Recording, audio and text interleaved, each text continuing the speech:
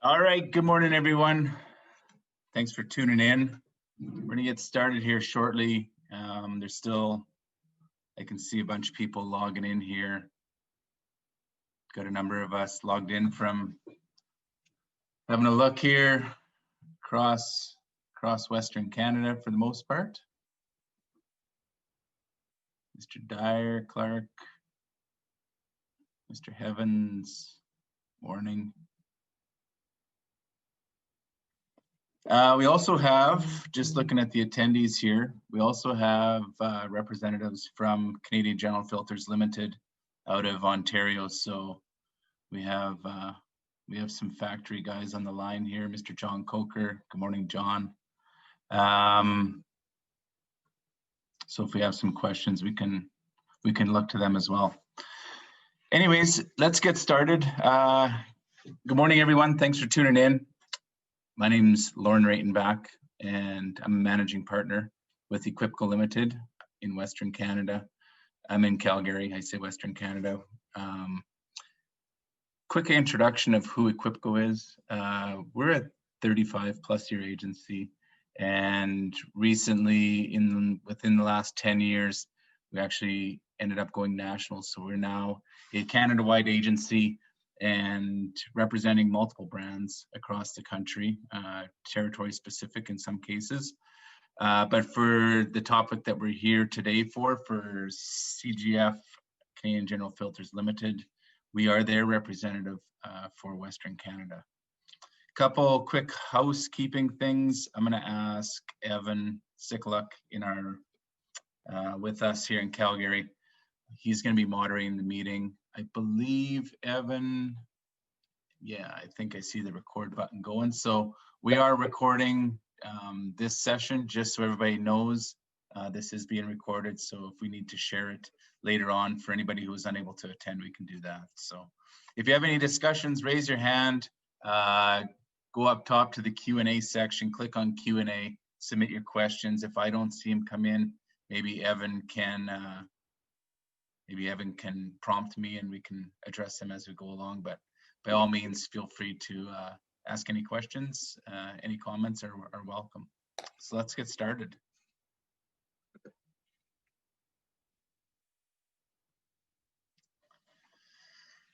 What we're here for today, we're excited to announce the new 5500 Steam Humidifier from General Aire.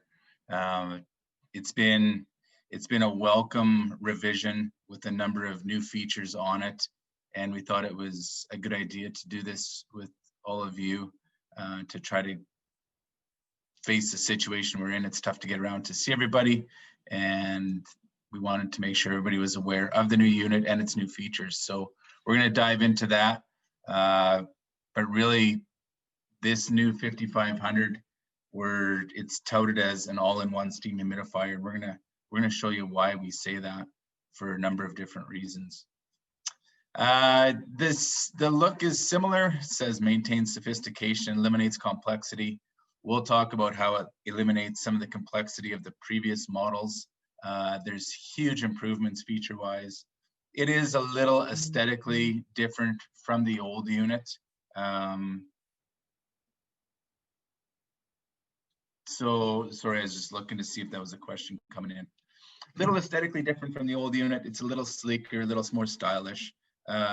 Believe it or not, the mechanical room is becoming, it's no longer a dark hole in the basement of the home. There's actually components, units, equipment made with stainless steel and powder coated and lights and digital displays. So this fits in nicely with its aesthetics. And the display on it is, we'll get into that more as well in the slides to come. Dimensionally very similar to any of you that were familiar with the old unit, very similar to the old unit dimensionally. It's slightly more compact in all actuality, but marginally. So it's not a big appliance, as you can see, 13 wide, 21 high, 8.5 deep. It's not big, it's not heavy, 16 pounds total, but it does does require some space to mount, so we need to find that in the mechanical room. Only requires one technician. We don't need multiple technicians. With that said, there is an electrical component to the unit where it does require more than just plugging it into a wall outlet. So we do require a 20 amp service for this. So installer needs to keep that in mind when promoting it to the homeowner, that there is an electrical component of a 20 amp breaker. And we'll talk about that in a little bit. Truly 3-in-1.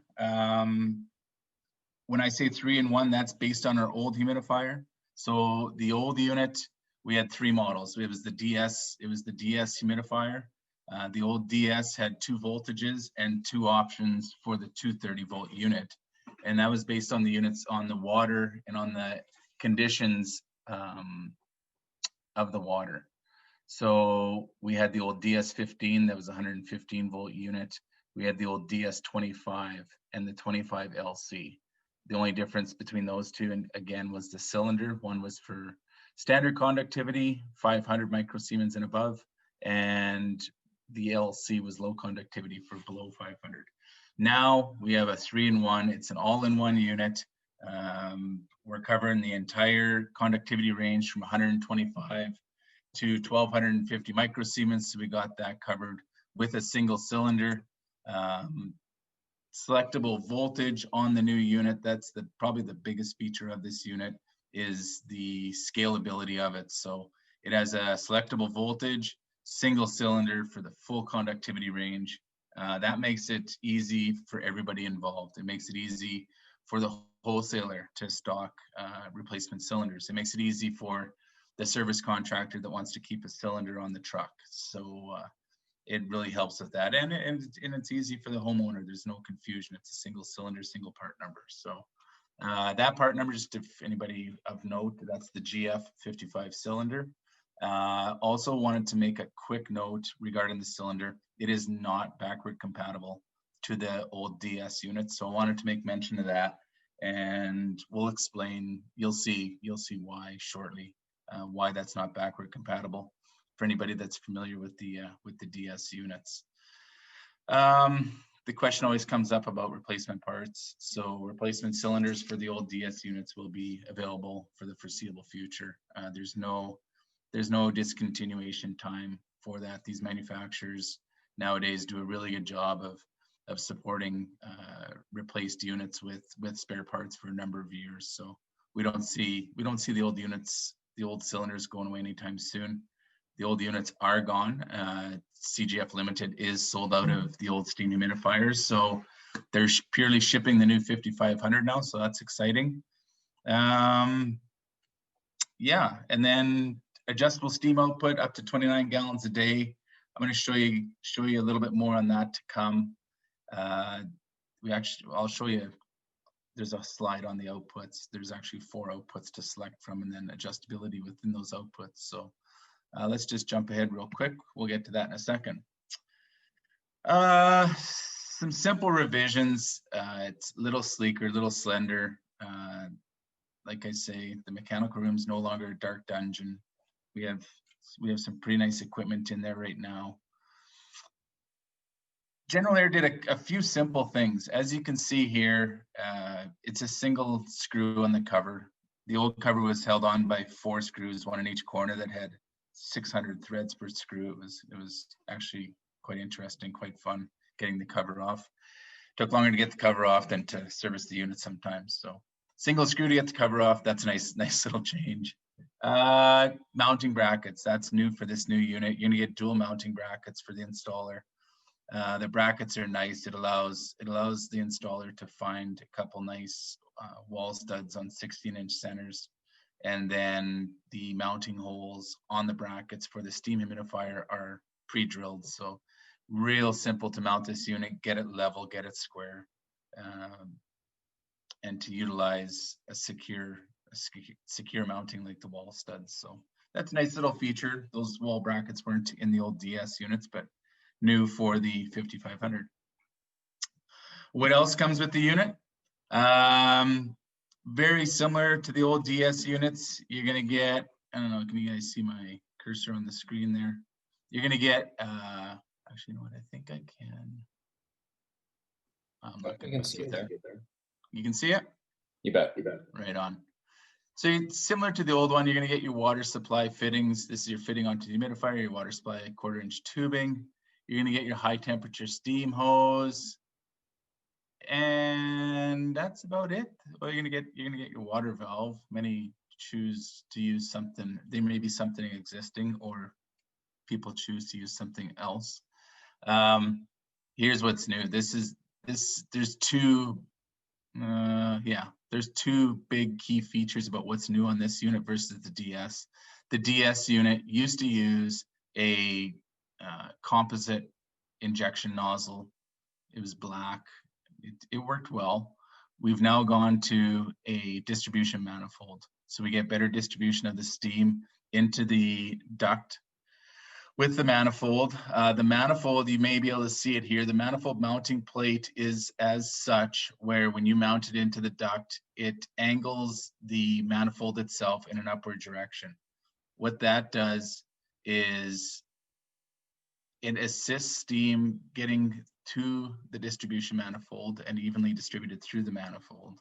But more importantly, if any condensation were to form in the manifold, it naturally by gravity will drain backwards down the manifold, down the steam hose, and to the steam humidifier. So that's a great new design.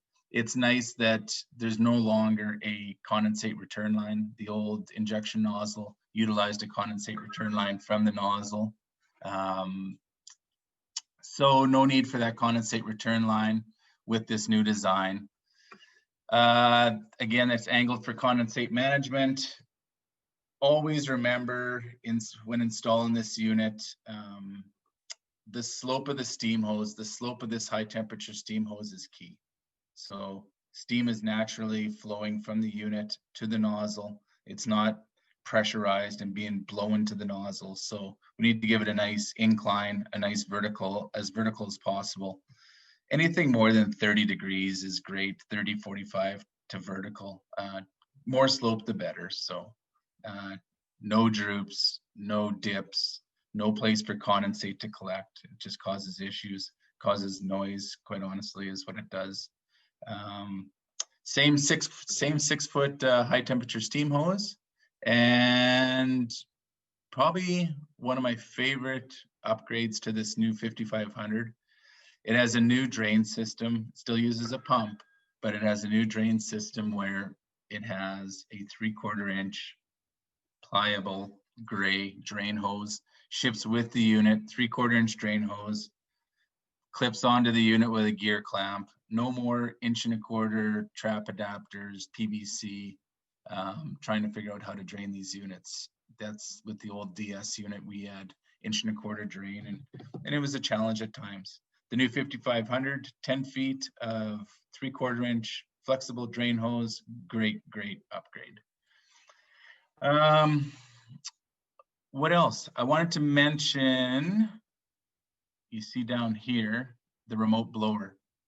The remote blower has always been available, but it's more of a feature now because we no longer have RS units. So the DS unit uses a steam line to an injection nozzle, or from the unit up the steam line to a remote blower in a case where we don't have forced air.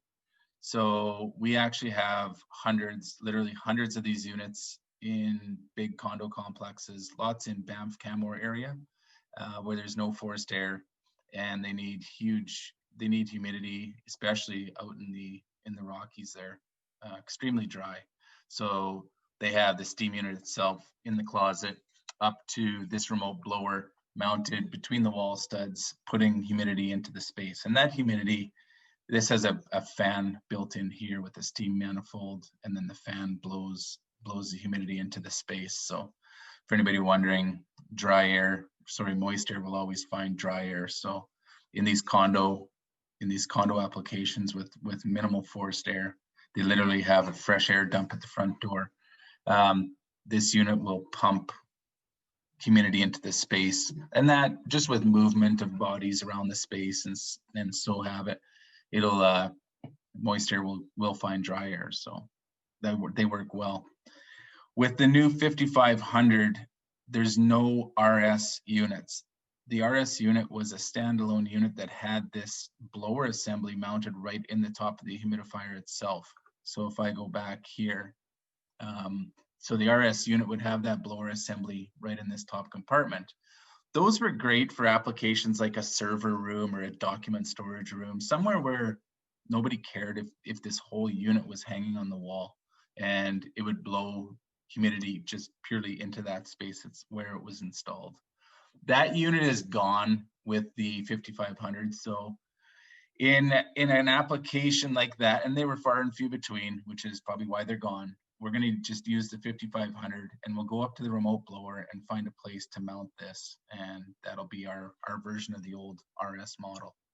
One thing to keep in mind in that installation, the RMB, this remote blower, comes in two voltages, 115 volt and 230 volts. So we need to know a couple things about the installation. What voltage do we have available so that we utilize the correct remote blower. So as you'll see on the next slide, another big feature with the 5500 is this guy right here, and that's our selectable voltage. That's our voltage selector switch. It's on the underside of the main controller. So our controller is here. That on the inside under here is the voltage selector switch. That is allowing us to select between 115 or 230 volts on the controller. As you can see here, the unit, the controller itself, comes with 4 outputs. So the factory setting is set to 230 volts with an output of 21 gallons per day. 21 gallons will suffice the majority of the applications out there. And so that's what it's factory set to. So that's something for the installer to keep in mind. The 4 ranges really suit any application, big or small. The nice thing on this unit, as you can see, the maximum amp draw is 14.5 amps. The old unit, the DS unit, drew up to 18.8 amps. So we have a little lower amp draw on this unit, which actually allows us to use a smaller breaker. So less installation costs. We can use a 20 amp breaker now, where before with the DS unit, we were using a 30 amp breaker. So some reduced installation costs on the electrical side. A key feature, and I stress this whenever I'm talking to the contractor, is within each range, that output can be selectable, can be exactly sized to the application, adjusting it from 20% to 100%. So on the factory setting of 21 gallons per day, we can adjust that down to 4.2 gallons per day, all the way up to 21 gallons a day in 5% increments. So really modular, very simple to do a sizing, and we'll actually maybe have a look at that a little bit later when we take a look at the unit. So within each of these ranges, again, you can select your maximum output range based on voltage, based on output required. And then within that range, we can select the output from 20% up to 100% in 5% increments. So really something key to our unit to really hone in on that application. And quite honestly, the biggest feature of being able to do that is we're only going to operate the controller as hard as we have to. We're not gonna over output, we're not gonna under output. We're gonna supply that application with the exact amount of humidity that it requires to satisfy the space. All right, I said the cylinders weren't backwards compatible with the DS. Anybody that's familiar with the DS, you'll understand why with this single slide. Easy to replace water cylinders, spark plug style connectors. So the old DS unit had eyelets, electrical terminals, and they were torqued down with nuts. That created the opportunity for issues. It created an opportunity for under torquing, which could potentially lead to arcing, and it created an opportunity for over torquing, which would snap off the probes in the cylinders. So This way, again, single cylinder, covers the whole conductivity range, spark plug style connector. It's just you're gonna hear an audible click and know that that connection is secure. Wanted to mention about the single cylinder doing the full conductivity range of 125 to 1250 microsiemens. We say typically no water conditioning is required, and I wanted to make a quick note on that. These units, when installed in a city urban application where we're dealing with treated water, city water, what have you, but treated water, hard city water is fine. I say hard, meaning unsoftened. So Calgary and Edmonton, quite honestly, have fairly hard water, but one thing to note, hardness does not correlate with conductivity. So this unit, the basis of operation of this cylinder, it's electroconductivity. We're using the conductivity of the water to carry the electricity between the probes. That electricity is what's boiling the water. We're not powering an electric element in the cylinder, so we do need that water to be conductive. Hard water's fine. We don't need to precondition it. We don't need to soften it. We don't need to do any taxing of any other components for our unit.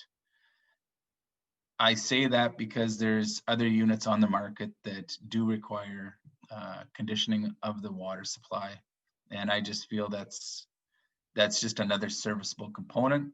It's an added cost, and quite honestly, it's something. It's just an incurred life cycle cost for the unit for the homeowners. So, no need to do it.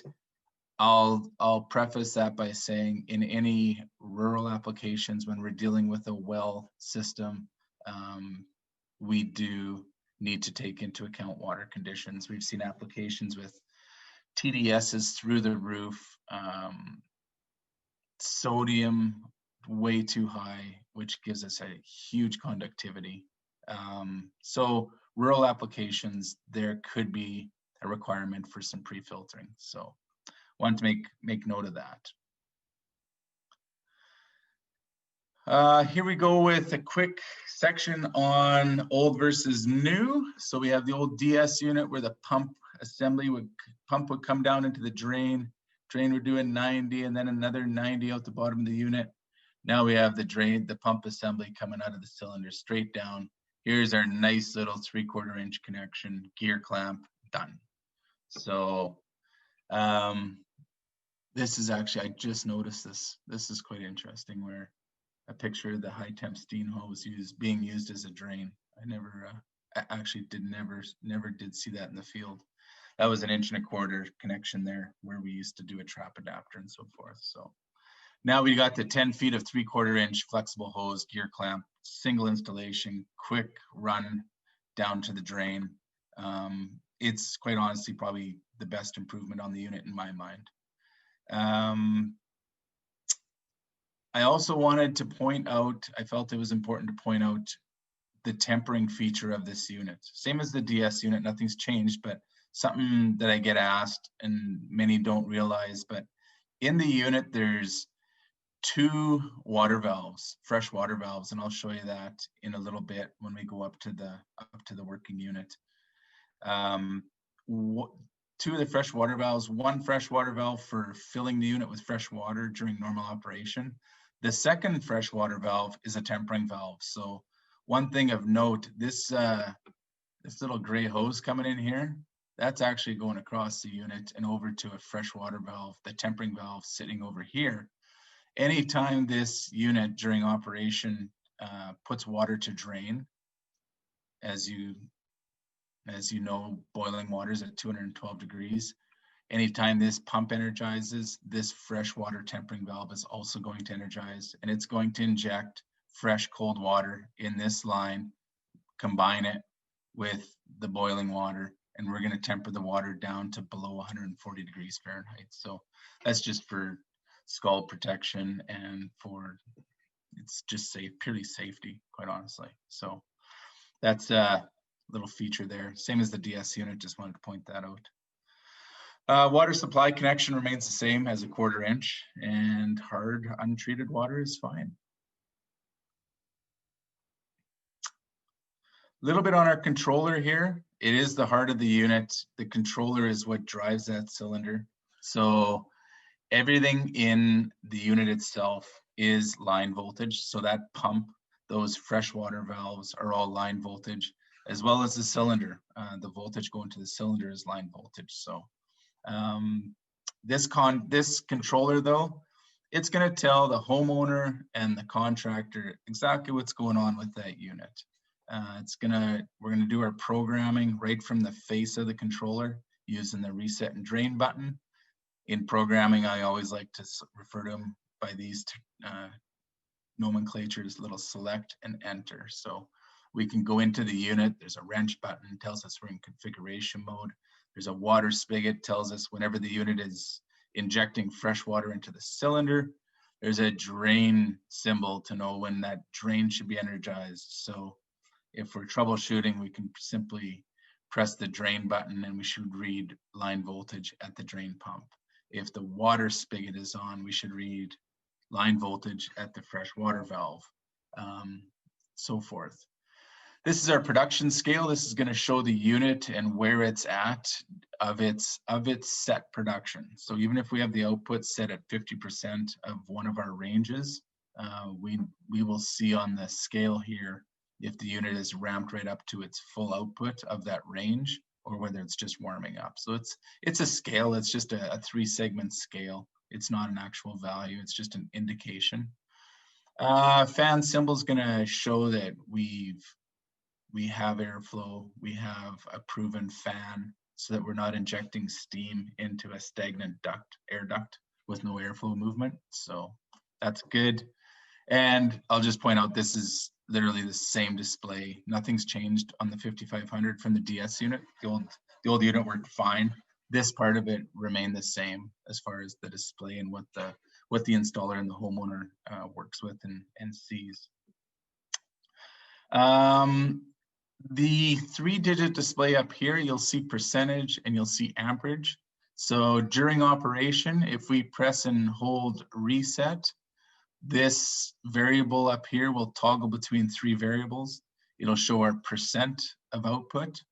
It'll show our amperage. And again, if we look back here, we've seen these units go up to 11 and 14.5 amps. So if we took this factory default setting and we set this controller to 50% output because we only needed 10 or 11 gallons a day, we would only draw 5.5 amps at 50%. So we could see that on the display itself. We'd see where it's operating at for amperage. So we can do amperage, percent, and if you keep hitting reset, there's a 3rd variable that it's going to display, and that 3rd variable is your hour meter. This unit has a built-in hour meter. It's going to monitor how many hours of production the unit has run. One thing of note, a couple of things of note actually with the hour meter, the value of the hour meter displayed on the display is in tens. So if it reads 50, that's 500. People ask the lifetime of the cylinder. Quite honestly, it's purely dependent on water conditions. General life expectancy is 1,500 to 2,000 hours, and we're getting full life. We're getting full life out of these cylinders in by far the vast majority of the applications. So another word on the hour meter, again, if this unit was set to 50% output, it's a whole bunch of features. It's only gonna consume half the amount of electricity, half the amperage, but it'll also, the controller is smart enough to know that since it's only outputting half the output or half the voltage, not half the voltage, but half the amperage, for every hour that the unit runs set at 50% output, it's only gonna log a half an hour to the hour meter. So if you had a unit set at 50% output and the display read 50, that's 500 hours because it's in tens, but that 500 hours in actuality that unit has run 1,000 hours, but it's only logged 500 because of it being set at 50% output. So something to keep in mind. I always like to suggest the contractor actually on the inside of the cover of the unit, just have a Sharpie on hand, keep a log of how many hours were on each cylinder, when it was replaced, and write down how many hours. And then you go in to the configuration, into the wrench setting, and you can reset that hour meter. Very, very simple to do after you've done a couple of them. Was there anything else I wanted to mention here? Drain cylinder. I'll mention on the drain here, one thing of note is in the shoulder season. So come spring, once we're out of winter, and we're going to be 13 degrees tomorrow, so I'm not sure how we say it's winter. As we know, we don't need to humidify in the summer. So once this unit gets into the shoulder season, prior to air conditioning season, we're likely not going to see a call for humidity. So if this unit doesn't see a call for humidity for 72 hours or for 3 days, it's actually smart enough, and it's going to say, you know what, I don't need to sit here with a cylinder half full of water getting stagnant. So it's actually going to drain itself and put itself into standby, which is great, so that should you get a call for humidity, you're not boiling stagnant, musty water. So great little feature also built into the controller. At the end of the season, we just suggest homeowner press, hold, drain, empty the cylinder out, turn the power switch off, and it can sit there until next fall.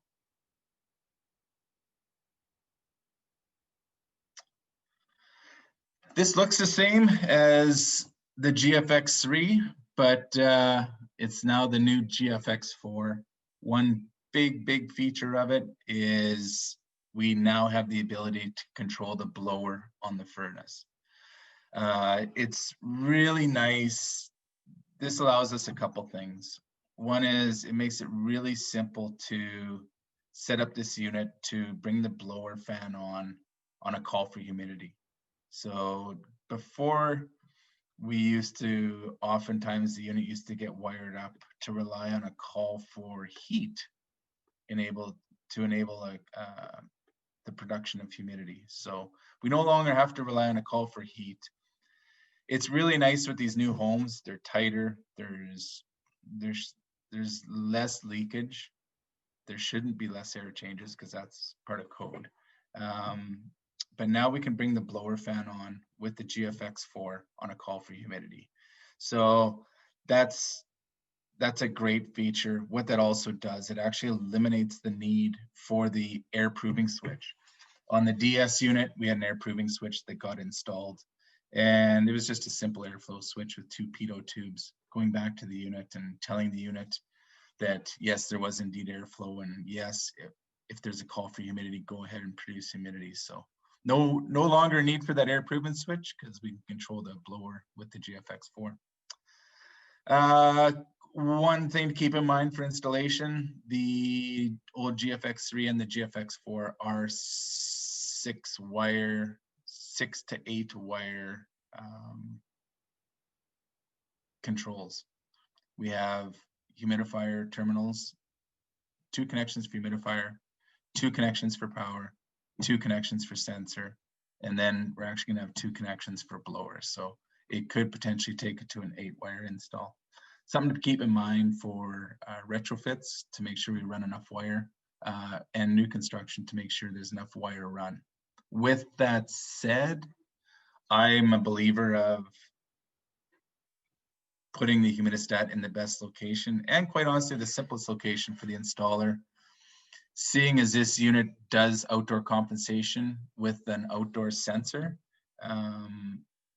meaning that if the mercury dips, it'll actually bring back the humidity output, so we're not creating a whole bunch of condensation on the windows.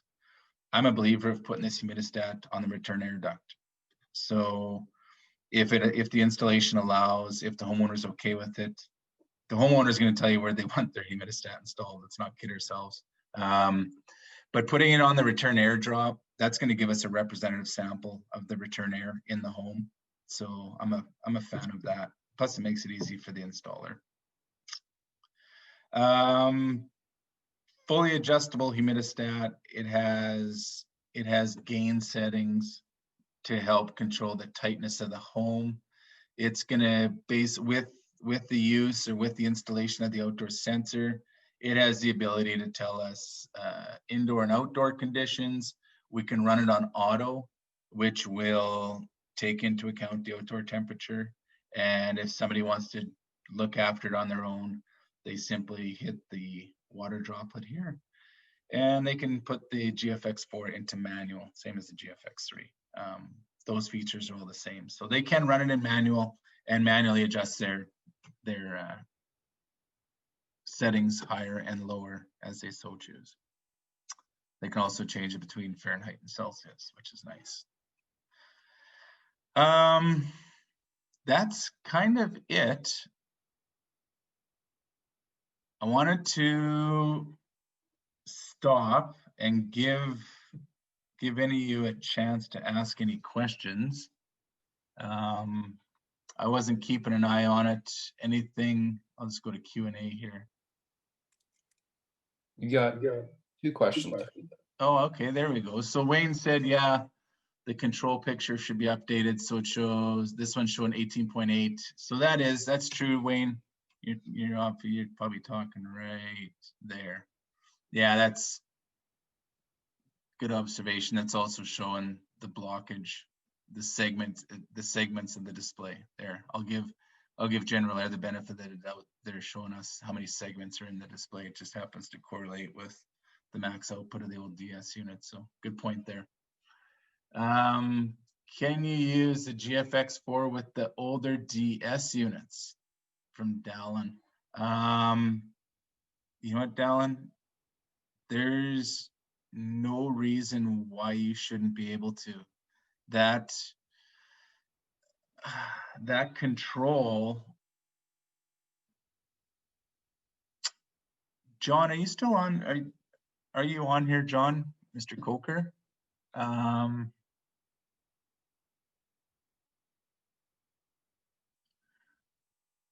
I'm just looking at this. I'm thinking in my mind, the blower, us being able to control the blower on the furnace, that's a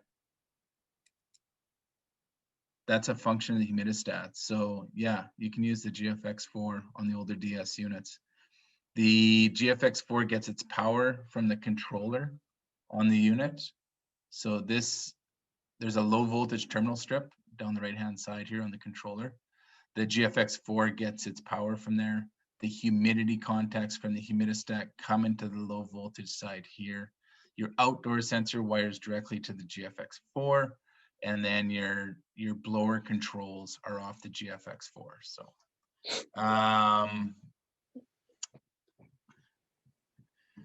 Steve says, got a couple 5500 standalone operation. Do I need the remote blower RMB for standalone?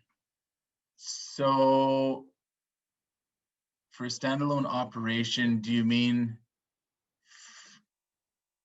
for a space without forced air, Steve? If it's for a space without forced air, then yeah, you're gonna need a way to push that humidity into the space so that RMB, if they want to use 115 volt, let's go back here. Keep in mind, an RMB 15, you're stuck with a maximum output of 15 gallons per day. So if you have a standalone unit, if you don't need more than 15 gallons a day, then yes, you can use an RMB 15. But if you need a higher output, then you're going to want to go to 230 volt, which would put you to an RMB 35. Where's my RMB? I keep getting confused because RMB is 35. It's a DS 25. So that should answer that. Got a question. Can you run it on soft water? You can. There's no need to. I would say if you don't have to, why would you? So why would you, not that this is a huge consumer of water, but why would you tax the water softener with that additional volume if you don't need to? Soft water, for those of you who may not know, salt, it doesn't inject salt into the water. There is sodium residue, but the salt is actually used to regenerate the ion bed in the softener. So you can use it. It does change the conductivity of the water to a degree, not by a high degree, but it does change the conductivity of the water. I just say, don't tax the softener if you don't need to. So softener is going to take out calcium and magnesium. So calcium and magnesium are the two highly positively charged ions that make water hard. Here's my little science geek coming out in me. So your positive ions, calcium and magnesium, that's what sticks to the bed of the softener, and that's what a softener removes to make the water soft, quite honestly. So hope I answered that one. Can you run on soft water? Yeah, you can, but there's no need to. And when I say yeah, you can, I would probably suggest doing a quick conductivity test. What's the difference between the remote blower unit and a simple room humidifier? Remote blower unit is our component that allows us to blow the humidity into a space that does not have forced air. So let me find, so this remote blower right here, this is just a grill so that we can suck air from the room space through here, up through the back of the unit, and then there's a blower in the back of this housing. And that blower is gonna take this room air and blow it through these two grills here. Then you're gonna have steam coming up your blue high temp steam hose from the humidifier up into the back or the bottom of the remote blower. And that blue steam hose connects to this steam distribution manifold. So that steam is going to come out this manifold, and then this, I think it's about a 350 CFM blower. It's going to blow across this manifold and blow that humidity into the space. So that's how we're achieving a room humidifier. Again, for applications that may not have forced air, a traditional furnace system with forced air, where we can inject the steam into it.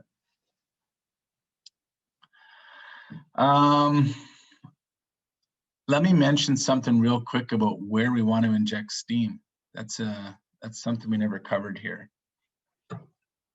We want to inject the steam where the airflow is stable, and I'm going to refer to a duct installation using the distribution manifold.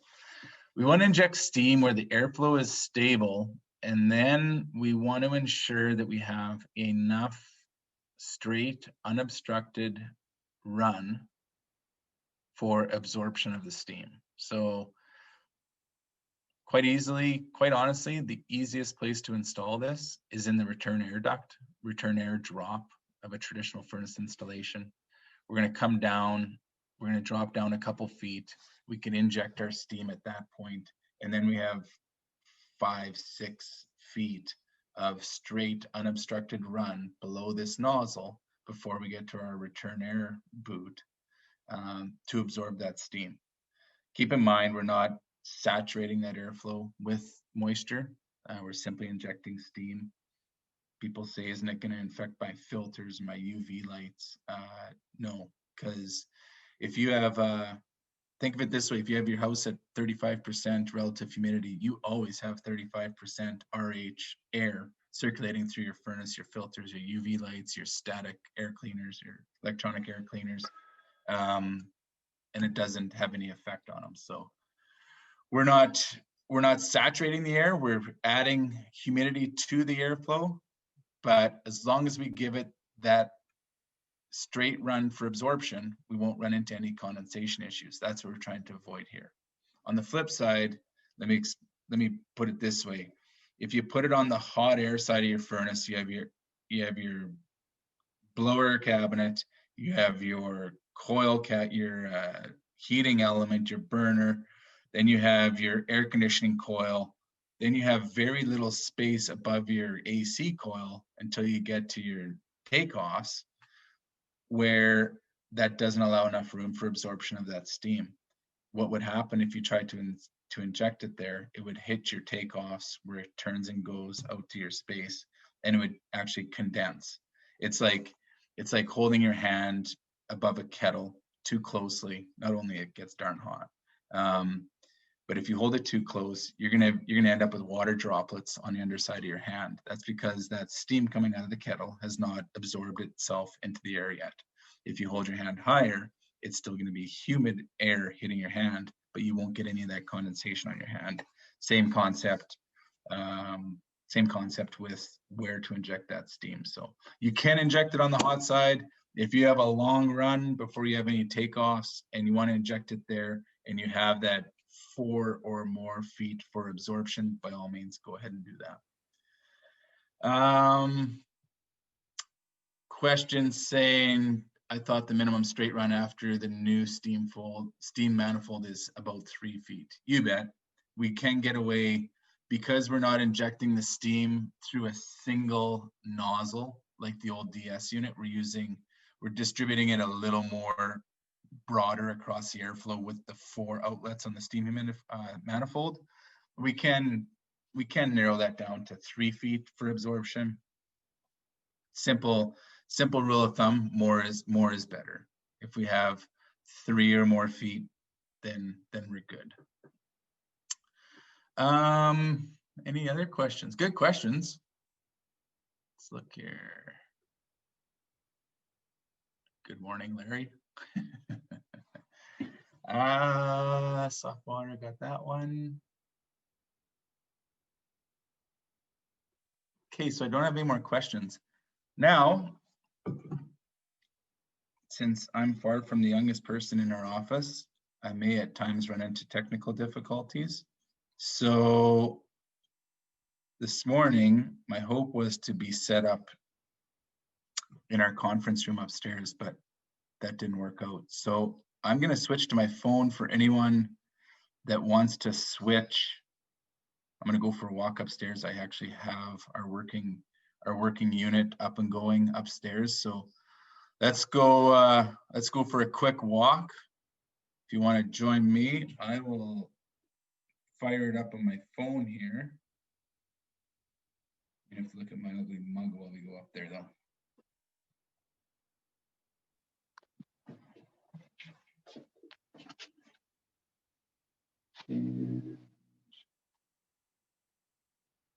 Can you guys see me okay?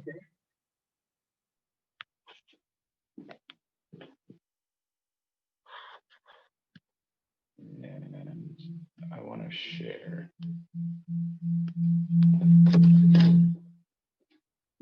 All right. Look at that. Everybody say hi to Gary.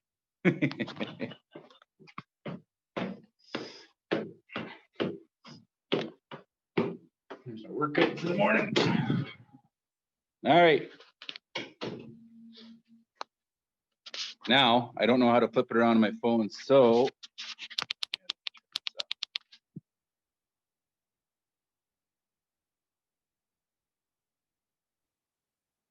somebody take themselves off mute and let me know that we're all good. Yep, we're doing good. All right. There it is. In all its glory, the 5500.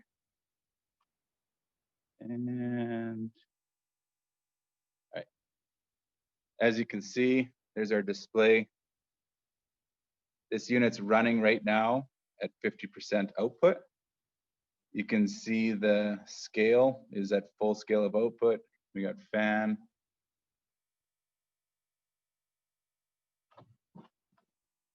If I press and hold a reset here, there's 0, 0. These are brand new displays. We actually don't even have 10 hours on it yet. So our display shows 0, 0. Again, if it showed 0, 1, we would be at 10 hours. Got our fan showing that our contacts are closed for humidity. We're at full scale of output and we're producing steam. Press and hold. We're running at 5.3 amps. So I have this unit's output. First of all, I have it set to 115 volts, so I can run it off a standard wall plug. Then I also have the output turned down, and somewhere between, I have it turned to 50%. So 50% of the 115 volt output. So we're running at 5.3 amps, and I do that for display purposes. Here's our single screw for mounting of the cover.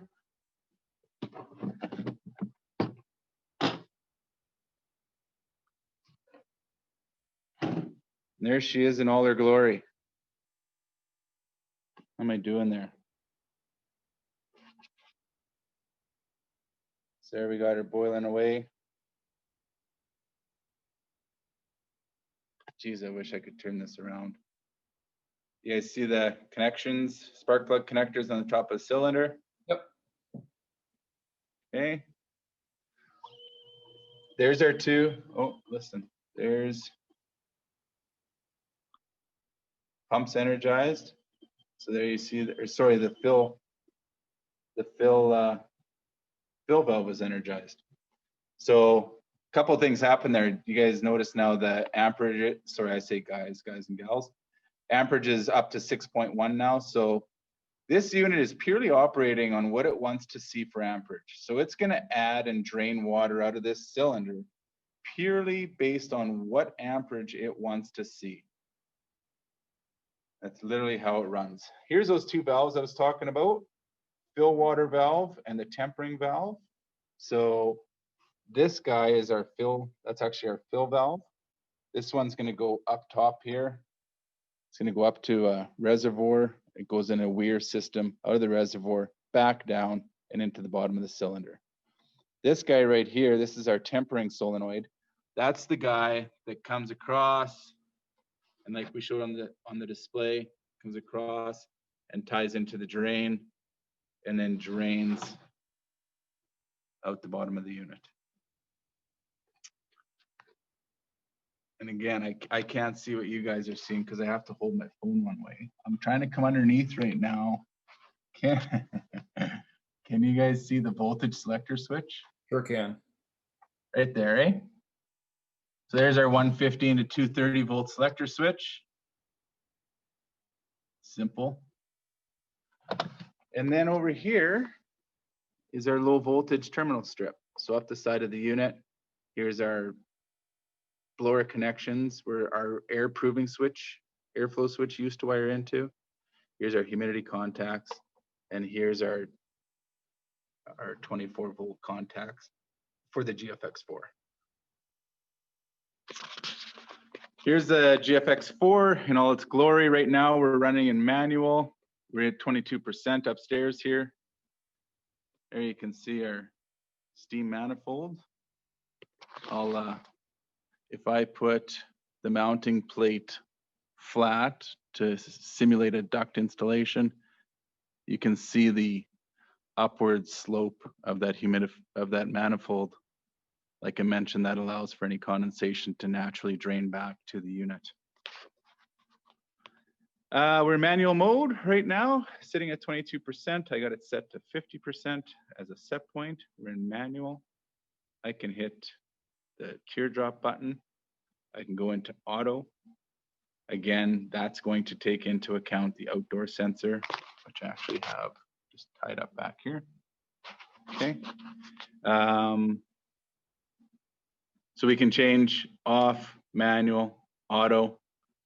We can change temperature. Again, because of the outdoor sensor, it'll show outdoor temperature, showing the building, indoor temperature. I have that backwards. That's outdoor, indoor.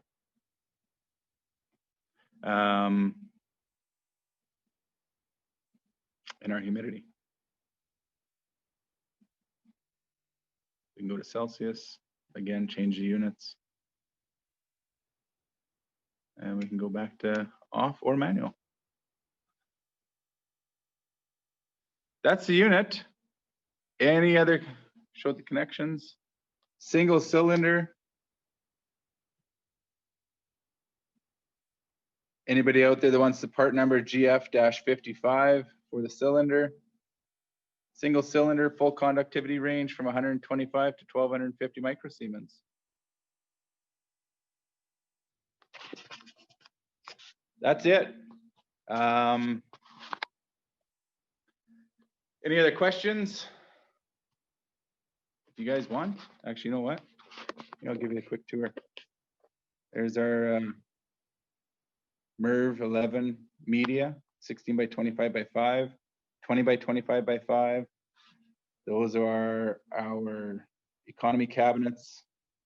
Nice, simple, effective, allows you to use high quality media in a nice, affordable cabinet.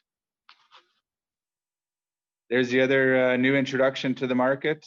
The new, that's the 3200, and we have the 4200 flow-through humidifiers on display here.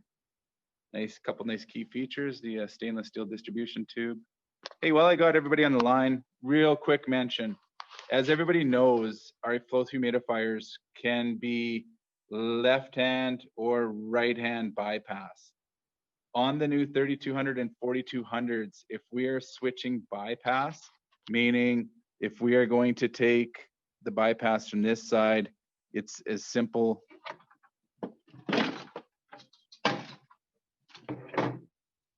It's as simple as removing the side plate, moving it to this side. If we're going to do from left to right-hand bypass, we then have to relocate our valve, our solenoid valve from the right-hand side to the left-hand side, and there's mounting points for that. Word of note, these are flow direction sensitive. In order to take this to this side, it's not clearly laid out in the instructions, and I think CGF Limited is looking at revising those instructions. All you do is loosen this nut, not the screw. There's a nut on the top of the solenoid bell. You loosen that nut, and that allows this mounting bracket to rotate to this side of the valve. You don't flip this, you don't have to mess with this. You loosen this nut so that the distributor tube can rotate. Loosen that nut, rotate the distributor tube. Loosen this nut on the top of the coil, and that allows this mounting bracket to rotate to this side of the valve.